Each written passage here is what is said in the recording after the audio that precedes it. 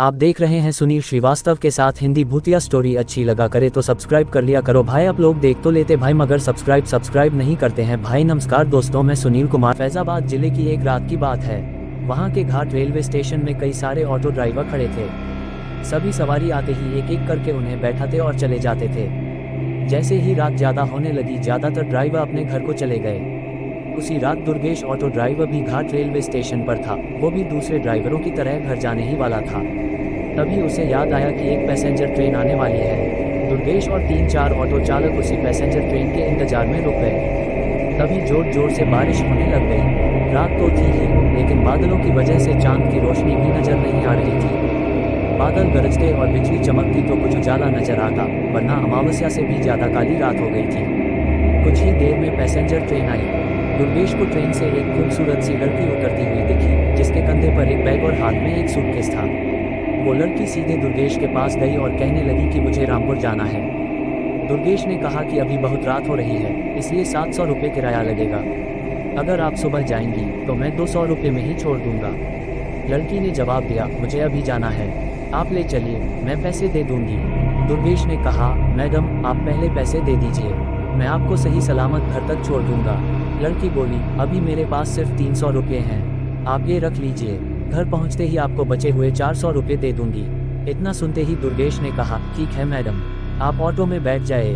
कुछ ही देर में दुर्गेश ने उस लड़की को उसके घर के पहुंचा दिया। वो लड़की ऑटो से उतरी और घर के अंदर चली गई। दुर्गेश अपने 400 रुपये के इंतजार में खड़ा रहा। आधा घंटा बीत गया, लेकिन लड़की लौटकर नहीं आई। दुर्गेश के मन में हुआ कि अंदर जाकर देख लेता हूँ कि वो अब तक क्यों नहीं आई। उसने घर की घंटी बजाई और जोर जोर से आवाज लगाने लगा। तभी एक बुढ़िया ने घर का दरवाजा खोला।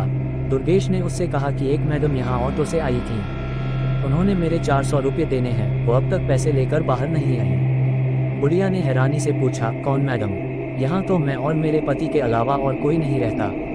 हाँ, मेरी बेटी पहले रहती थी, लेकिन वो 5 सालों से यहाँ नहीं रह रही है। दुर्गेश बोलने लगा, क्यों, अब वो कहाँ रहती है? मैंने शायद आपकी ही बेटी को यहाँ तक छोड़ा है, आप एक बार अच्छे से देखिए। बातों ही बातों में दुर्गेश की नज़र सामने दीवार पर गई। वहाँ उसी लड़की की तस्वीर लगी हुई थी, जिसे वो ऑटो में बैठा कर लाया था। दुर्गेश ने बुढ़िया से पूछा, वो दीवार पर जिसकी तस्वीर लगी है, वो आपकी बेटी है? बुढ़िया ने जवाब दिया, हाँ वही मेरी बेटी है। क्यों, क्या हुआ, तुम ऐसे क्यों पूछ रहे हो?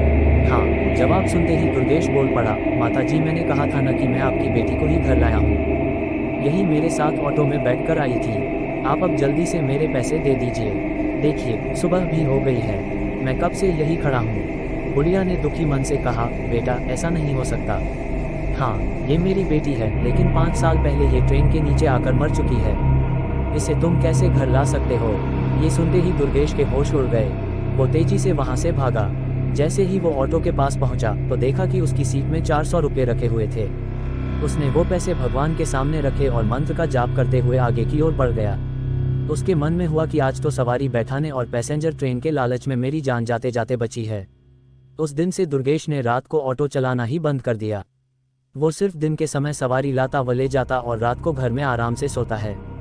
कहानी से सीख, दिन में काम करने के साथ ही रात को आराम करना भी उतना ही जरूरी होता है, नहीं तो ज्यादा लालच भारी पड़ सकता है।